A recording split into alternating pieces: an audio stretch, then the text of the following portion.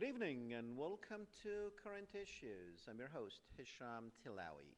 Tonight, ladies and gentlemen, we will be discussing something that we have been discussing for years and years and years, which is the control of politics in the United States.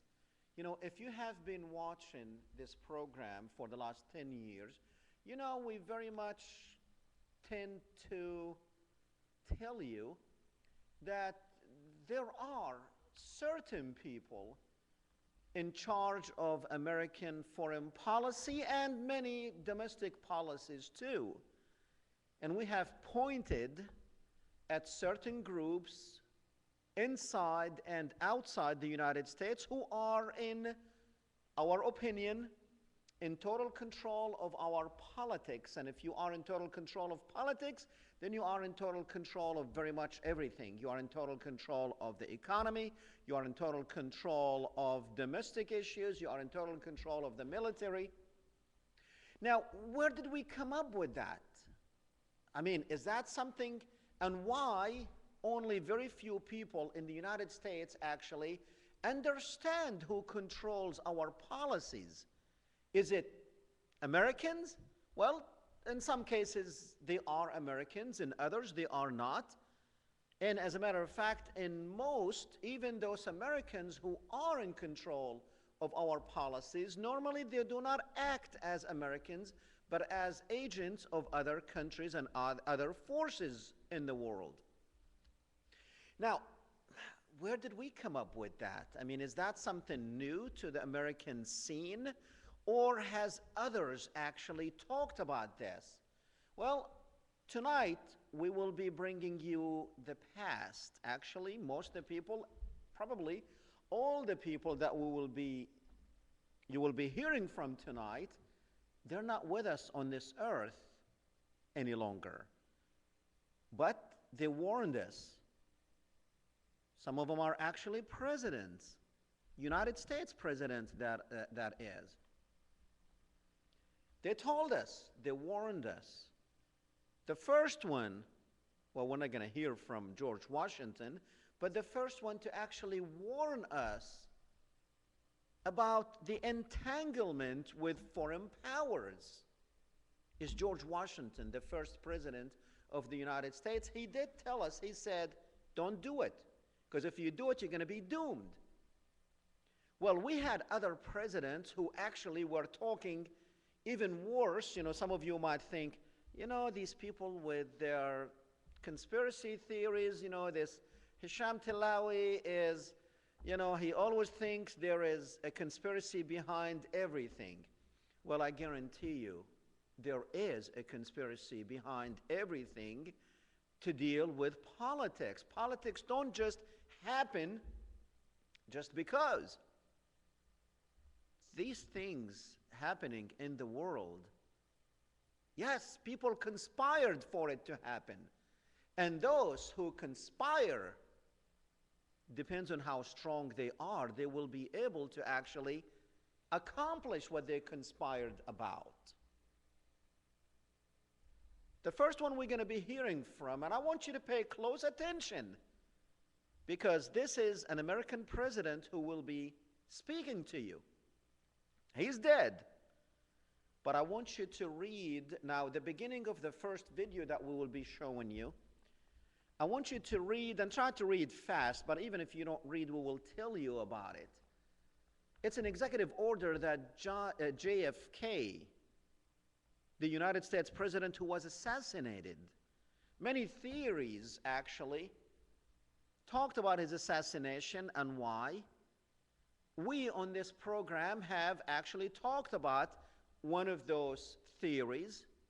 Now, all these theories, actually, they all come together with one common ground, and we will tell you what that common ground is later on in the program, or you don't even need us to tell you, because you are going to know what this common ground between all these theories. You know, some of the theories of why JFK lost his life was the Israeli nuclear plant in Dimona.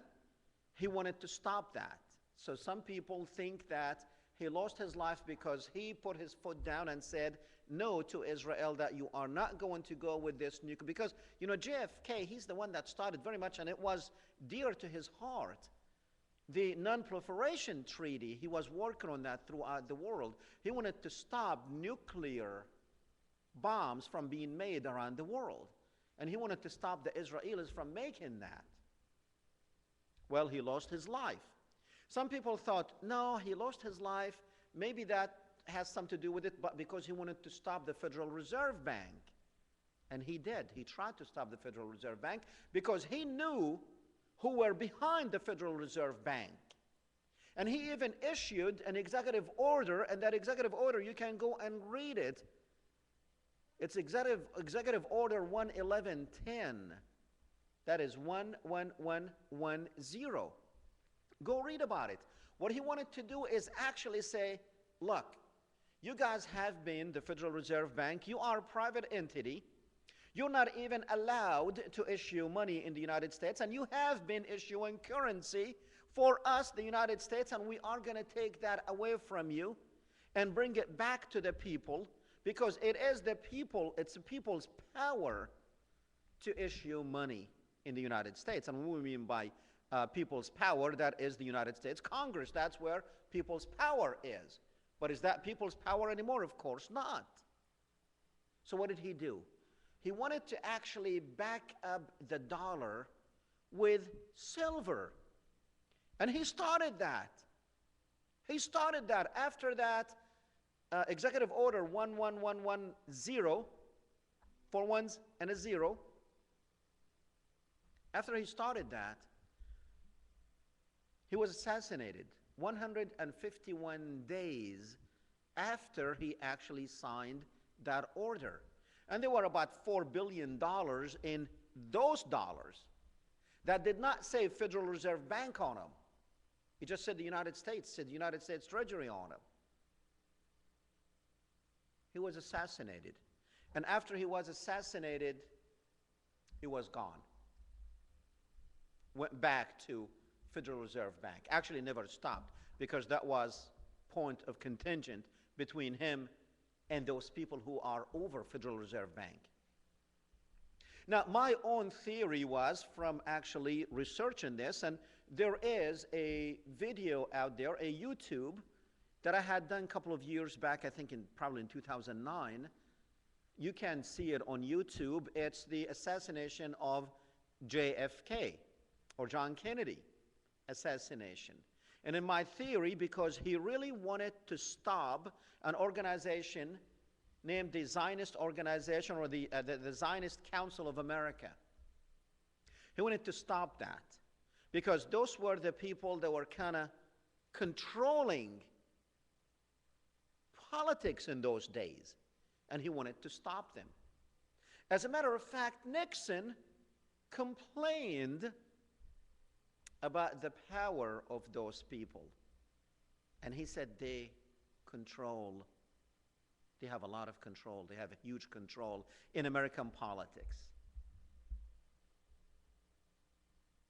My own theory why he was assassinated is because he wanted to stop the American Zionist Council that was actually controlling American politics. This was in the 60s. JFK, back in the 60s, thought that these people had too much power. They are agents of a foreign power, so he wanted the Zionist Council of America to actually register as a foreign agent for Israel. That way they cannot control our politicians. That way they cannot actually contribute to our politicians' campaigns with money, because they are part of a foreign power. After his assassination, by the way, that particular organization went away. They changed their name to AIPAC. AIPAC's still alive today. And no American politician dares, after they see what happened to JFK, no one dares to actually say, hey, look, you need to register as foreign power, except probably Dennis Kucinich and Ron Paul.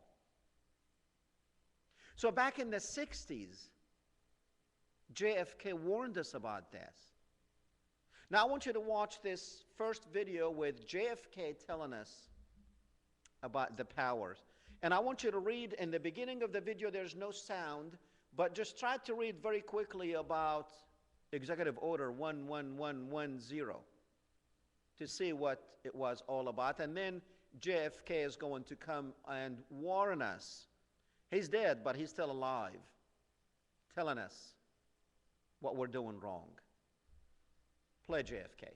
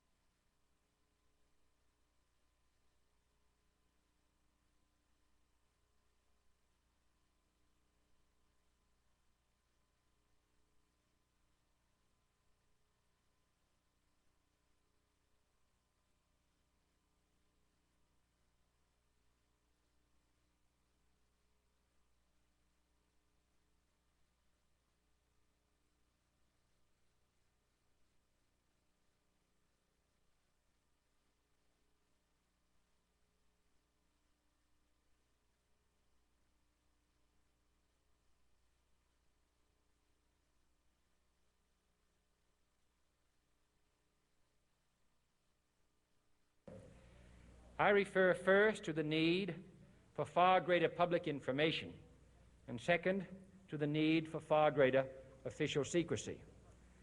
The very word secrecy is repugnant in a free and open society, and we are, as a people, inherently and historically opposed to secret societies, to secret oaths, and to secret proceedings. We decided long ago that the dangers of excessive and unwarranted concealment of pertinent facts far outweighed the dangers which are cited to justify it. Even today, there is little value in opposing the threat of a closed society by imitating its arbitrary restrictions.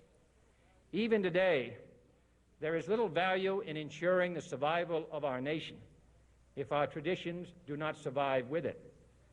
And there is very grave danger that an announced need for increased security will be seized upon by those anxious to expand its meaning to the very limits of official censorship and concealment. That I do not intend to permit to the extent that it's in my control. And no official of my administration, whether his rank is high or low, civilian or military, should interpret my words here tonight as an excuse to censor the news, to stifle dissent, to cover up our mistakes, or to withhold from the press and the public the facts they deserve to know. But I do ask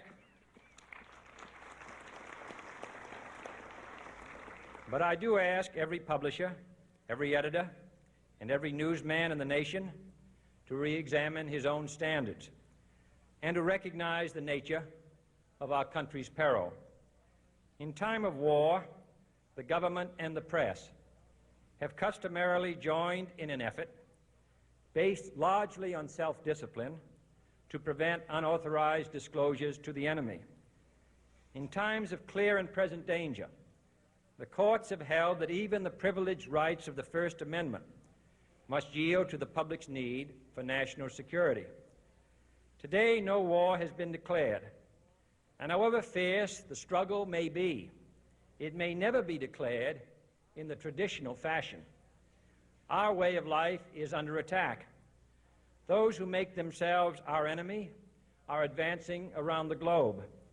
The survival of our friends is in danger.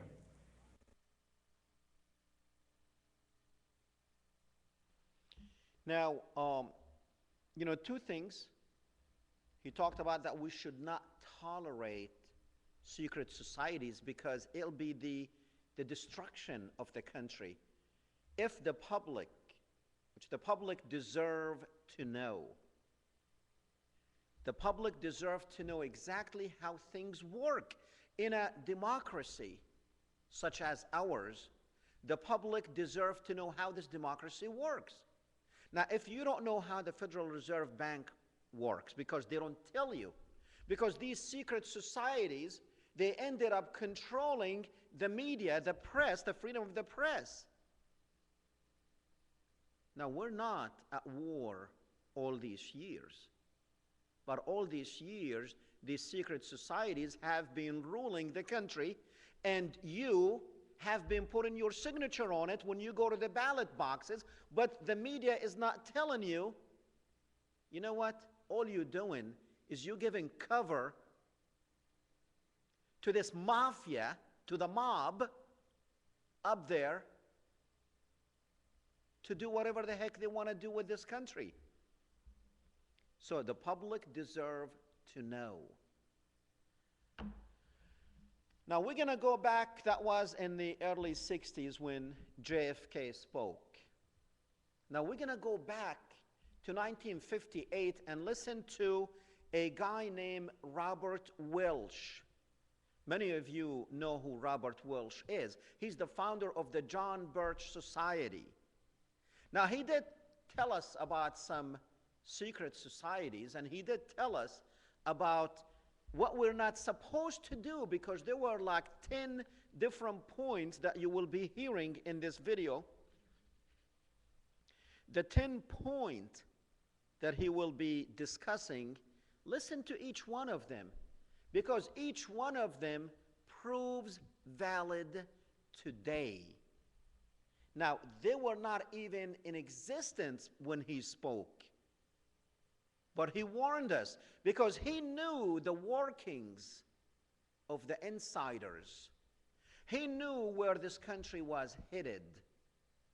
Listen to Robert Welch's 10 points that he spoke about back in 1958. Let's do Welch.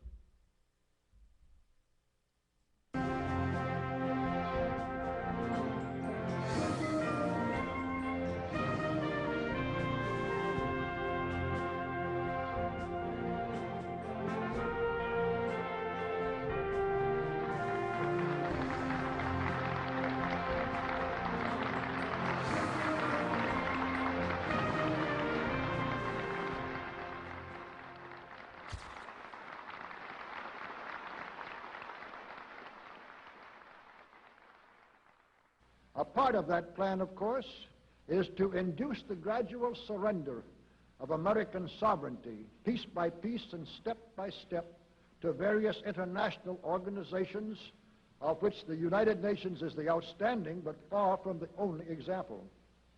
Now, here are the aims for the United States. 1, greatly expanded government spending for every conceivable means of getting rid of ever larger sums of American money as wastefully as possible. 2, higher and then much higher taxes. 3, an increasingly unbalanced budget despite the higher taxes. 4, wild inflation of our currency. 5, government controls of prices, wages, and materials, supposedly to combat inflation. 6, greatly increased socialistic controls over every operation of our economy and every activity of our daily lives. This is to be accompanied naturally and automatically by a correspondingly huge increase in the size of our bureaucracy and in both the cost and reach of our domestic government. 7, far more centralization of power in Washington and the practical elimination of our state lines. There is a many-faceted drive at work to have our state lines eventually mean no more within the nation than our county lines do now within the states.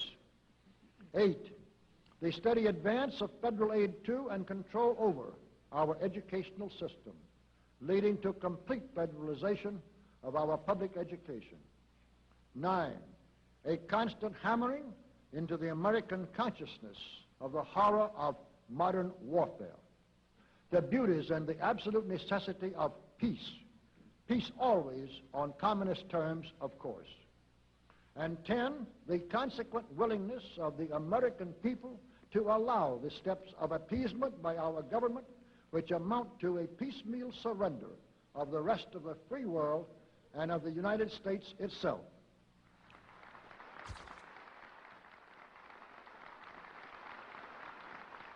So brush the insider's dust out of your eyes, my friends, and the communist soap suds out of your brain, and ask yourselves in all honesty, what on earth is wrong with the United States simply minding its own business?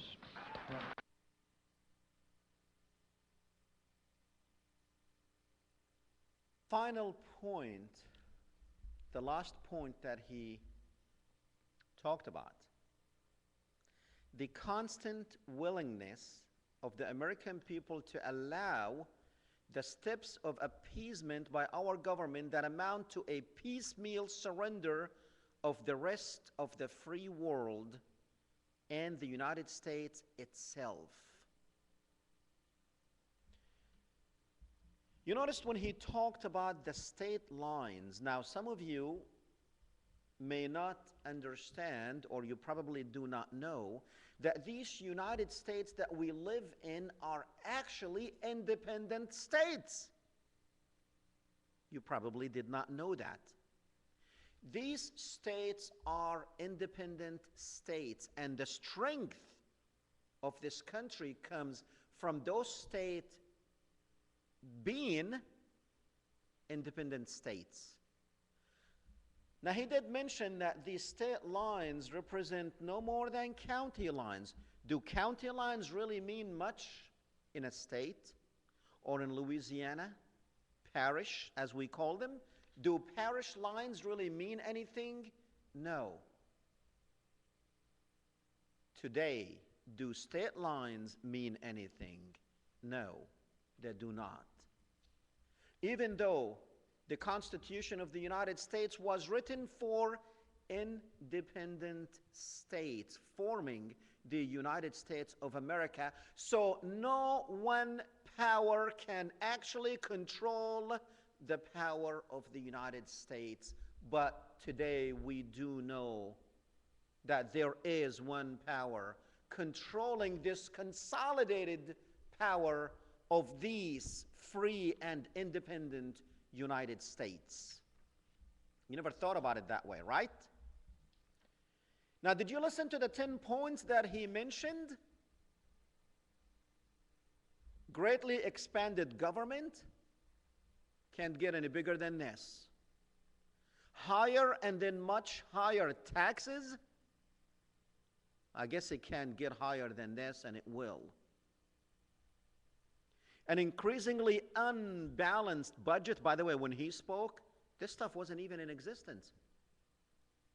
When he spoke, this stuff was not even in existence. An increasingly unbalanced budget despite higher taxes.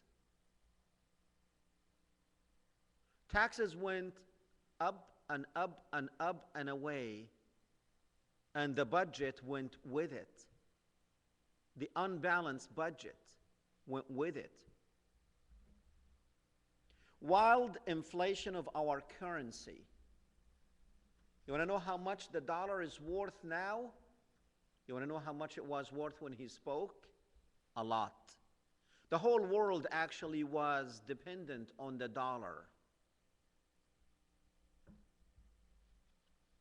Government controls of prices and wages, they do.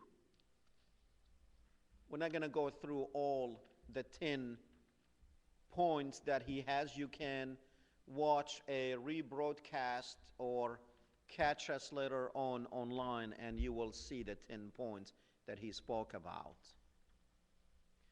Well, we're going to go back again to actually another person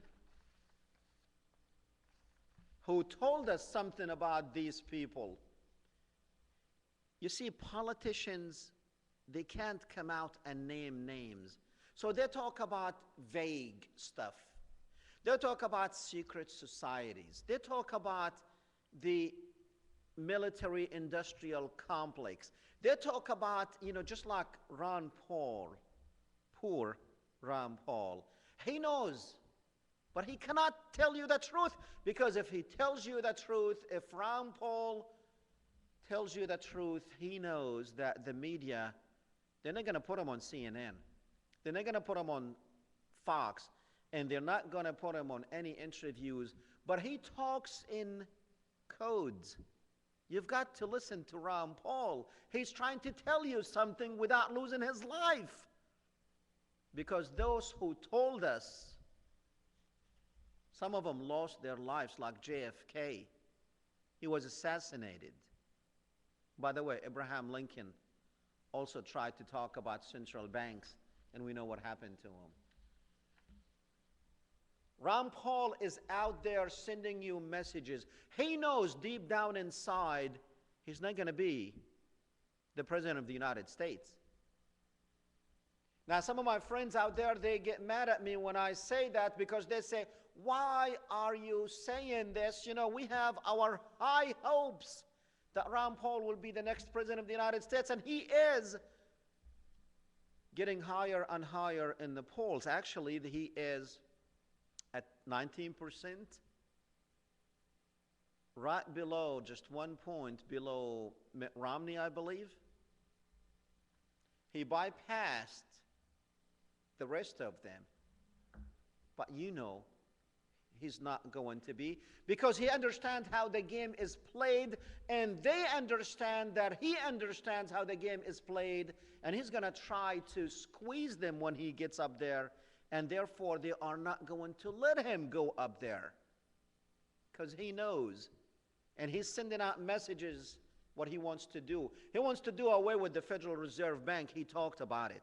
He wants to do away with our aid to Israel, because he knows what's going on. He wants the United States to be just the United States of America. What's wrong with being just the United States of America, taking care of the United States of America, not being driven by another power out there? We're going to listen to Eisenhower telling us the same that we did not listen to him. Let's go to Eisenhower.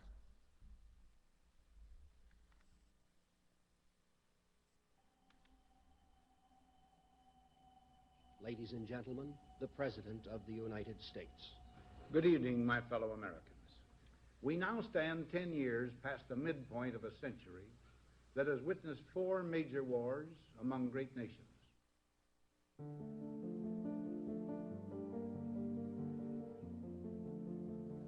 Until the latest of our world conflicts, the United States had no armaments industry. American makers of plowshares could, with time and as required, make swords as well.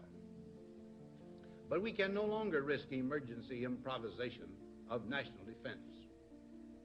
We have been compelled to create a permanent armaments industry of vast proportions. Added to this, 3.5 million men and women are directly engaged in the defense establishment. Now, this conjunction of an immense military establishment and a large arms industry is new in the American experience.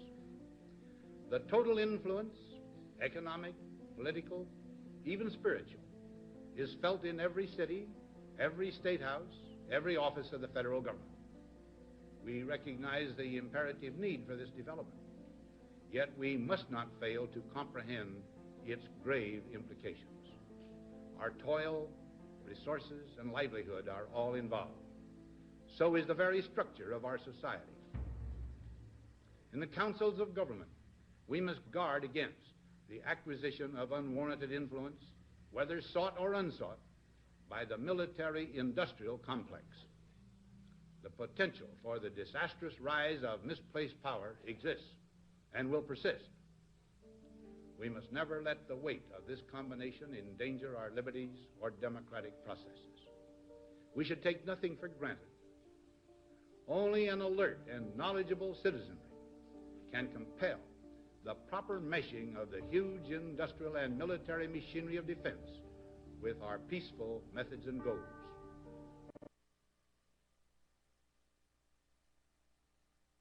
An alert and knowledgeable citizen is going to be able to actually stand in the face of this disastrous that is facing the United States. Are you an alert citizen? No, of course not.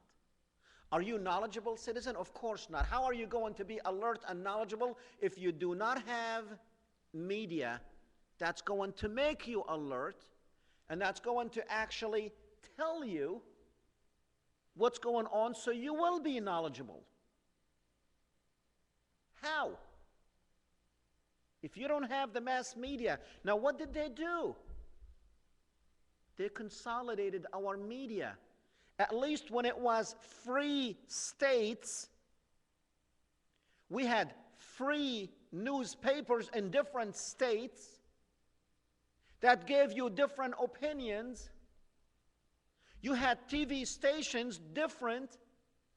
You had different education going on.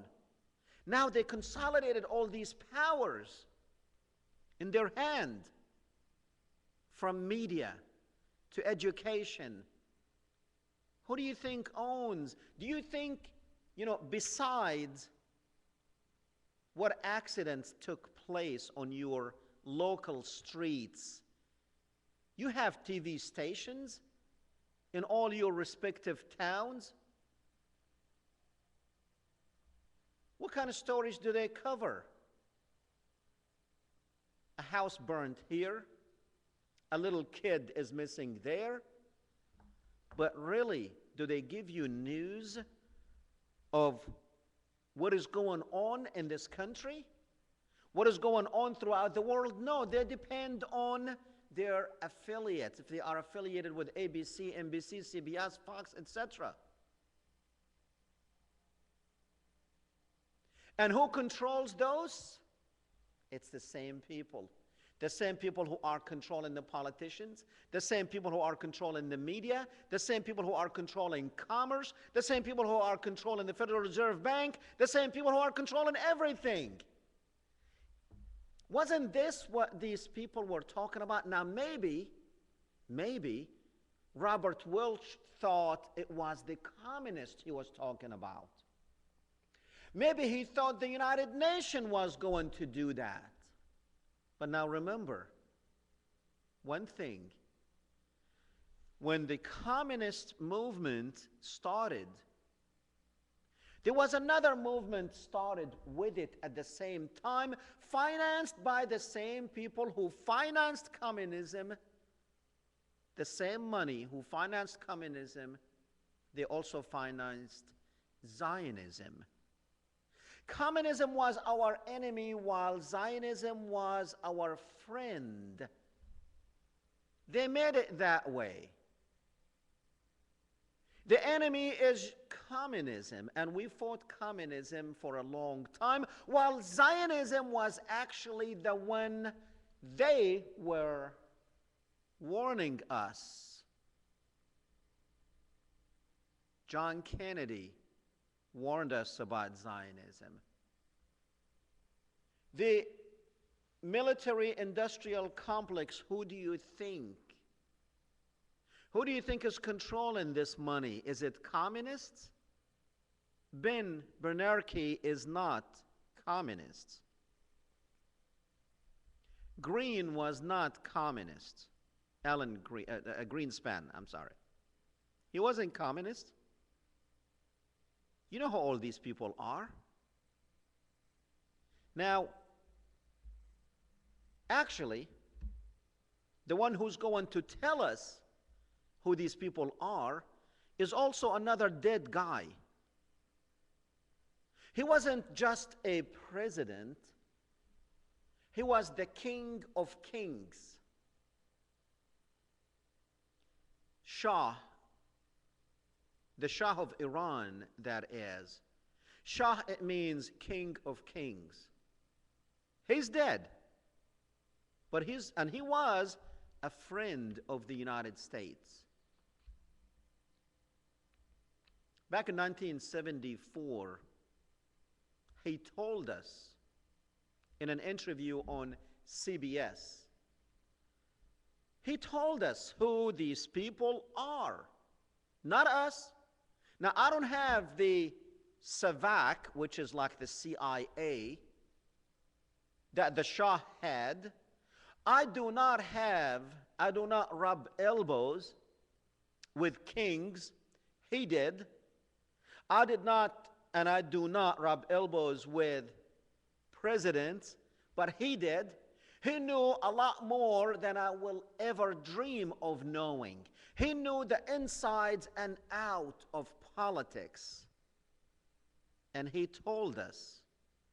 Now, do you have a media? Now, they'll show you, and the media, 60 Minutes, back in 1974, they did show this on American television, but they'll show it one time, while they show hundreds of thousands of times of things that they want you to know. But they show you an off-the-wall thing that you're never going to actually remember 2 weeks after you see it.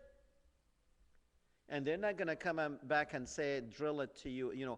If they drill you with these things, just imagine what you are about to hear. I want you to think about this, ladies and gentlemen.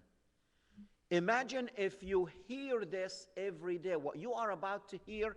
Imagine if we have a media that's going to drill this in your head day after day after day after day. You will have the knowledge and you will be alert, just like Eisenhower told you to be, just like JFK wanted you to be, free and an American. Let's go all the way to across the ocean and cross time almost 40 years ago. Okay? We're going to go back in time and across the world to have and listen to the Shah of Iran, what he told us that you did not know. Let's do it. None of the Shah's comments raised hackles like his blast at the American Jewish lobby. Its influence, he claimed, went all the way to the top. Surely, Your Majesty, you're not telling me that the Jewish lobby in the United States pulls the strings of the presidency.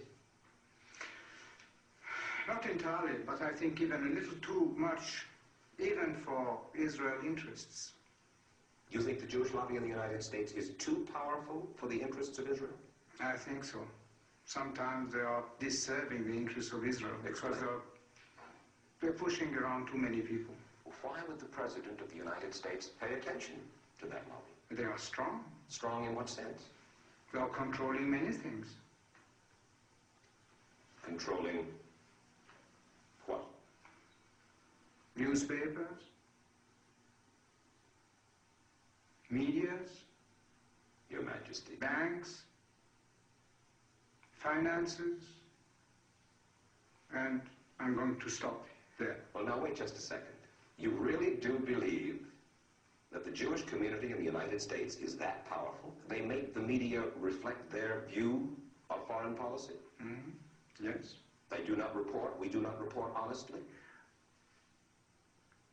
Don't mix things, please. I don't say the media. I say in the media they have people.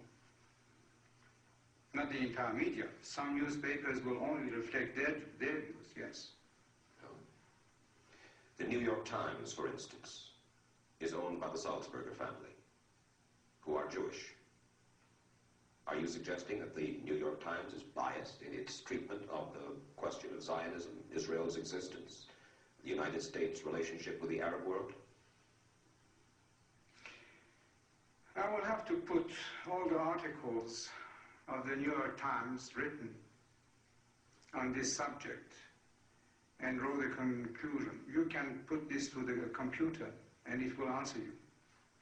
What you're saying is that, yes, you do believe. Well, let's wait for the answer of the computer. Washington Post. The same. The networks. Less. I must say you are speaking with your characteristic candor. Yes, if you like. I try to be candid. I have always been.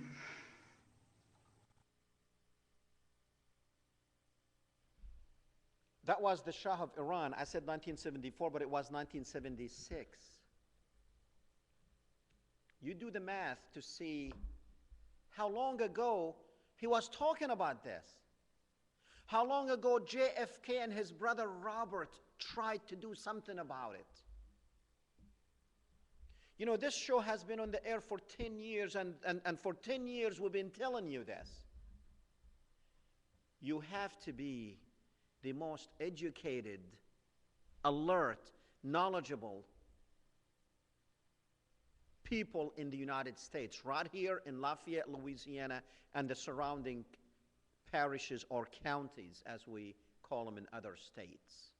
Because you have been listening to this program, and we have been telling you this for a long, long time. These were the people in power. They should know better.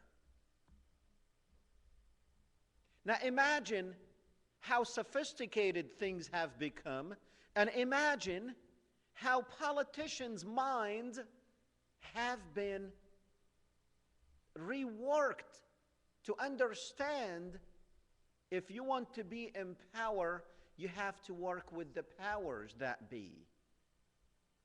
And these are the powers that be. That is why, and through AIPAC, that is why our politicians, you don't see them taking pictures. Now, what is a strong country in the world? China? Russia? United Kingdom? France? Now, these are the countries in the world.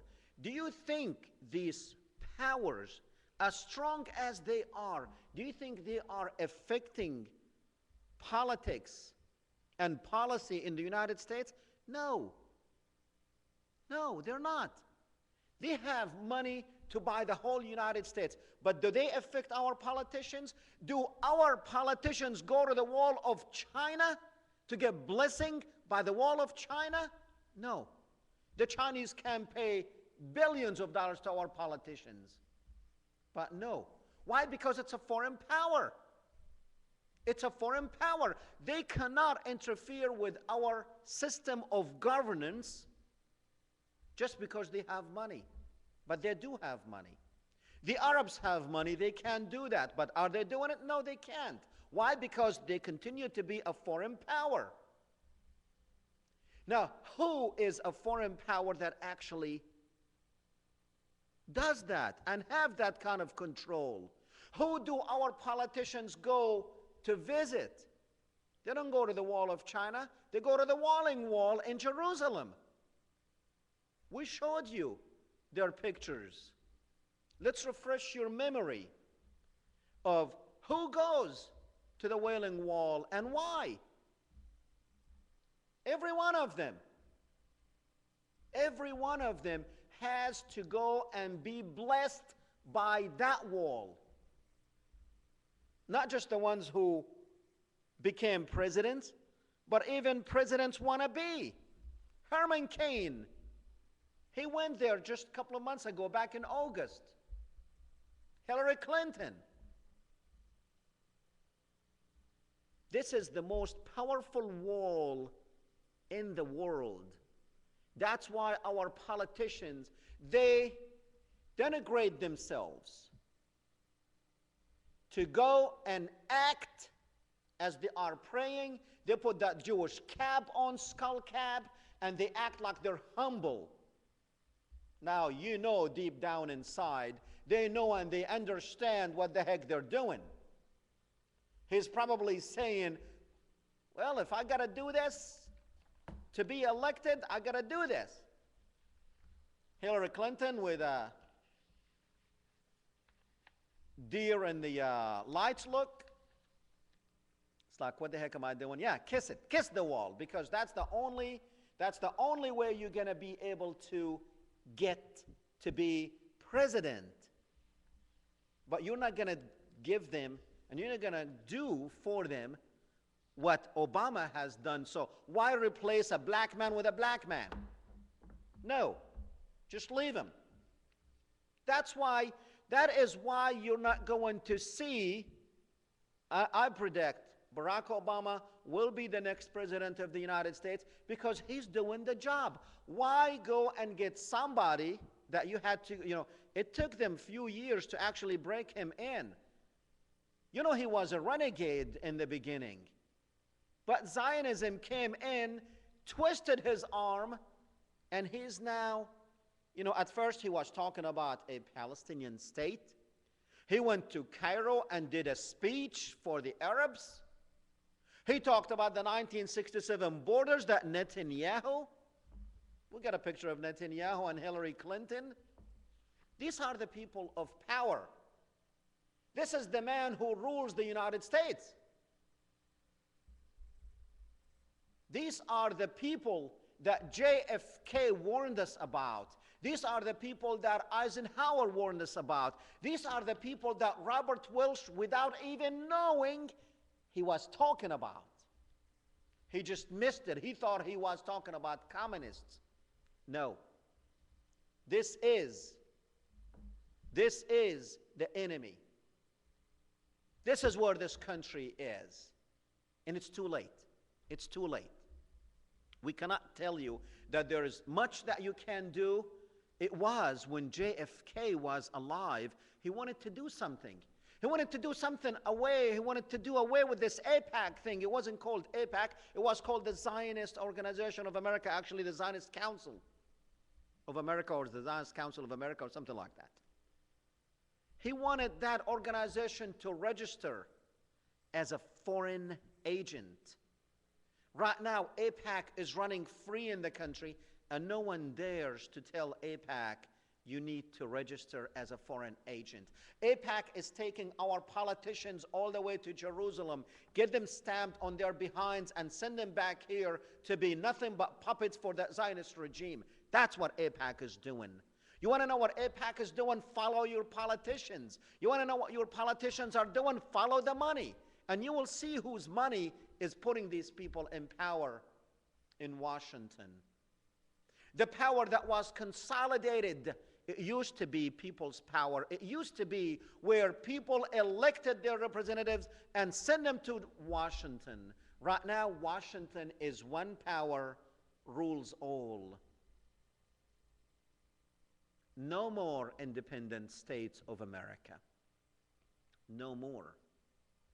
They will probably drop the states and just say United America and forget about the independent states, even though the sovereign states, and when we say independent, they're sovereign states. Do you know what sovereign means? Each state in the Union is a sovereign state. It's sovereign people. Are we sovereign people? No, we're not. In every state, are we sovereign? No, we're not. They consolidated the power through that one power. JFK wanted to stop them. His brother Robert wanted to stop them. Go read about it. Go read about JFK and the Zionist Council of America. See what they wanted to do. Both of them died in the process. Both of them were blamed on patsies. One of them was blamed on a Palestinian, Robert Kennedy, was blamed on Sirhan Sirhan. Okay?